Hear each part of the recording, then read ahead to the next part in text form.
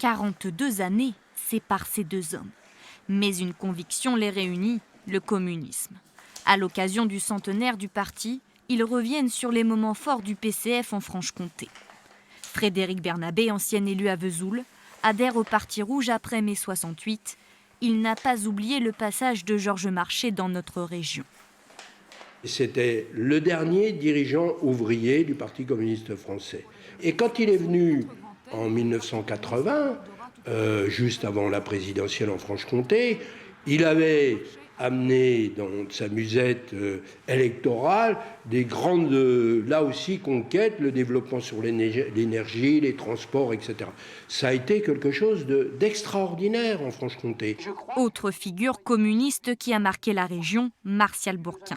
Il a été premier secrétaire de la fédération PCF du Doubs avant de rejoindre finalement les rangs des socialistes en 1998. Elles ont un rôle à jouer.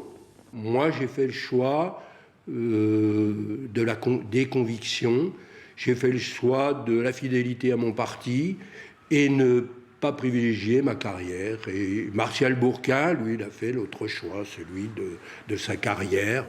À 25 ans, Mathieu Guinbert n'a pas connu personnellement ces hommes politiques. Il retient surtout de l'histoire communiste franc-comtoise une mesure sociale phare.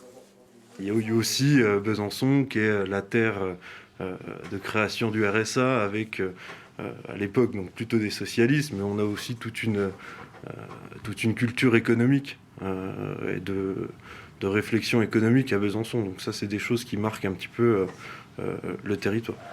Un siècle après sa création au congrès de Tours, le Parti communiste subsiste.